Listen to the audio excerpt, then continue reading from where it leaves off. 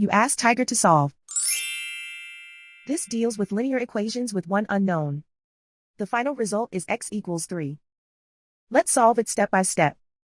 Simplify the expression. Expand the parentheses. Simplify the arithmetic.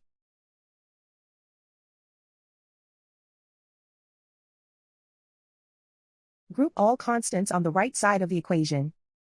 Subtract 3 from both sides. Simplify the arithmetic.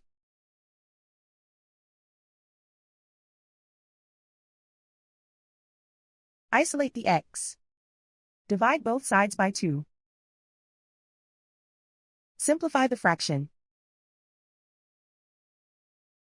Find the greatest common factor of the numerator and denominator. Factor out and cancel the greatest common factor. And so the final result is x equals 3.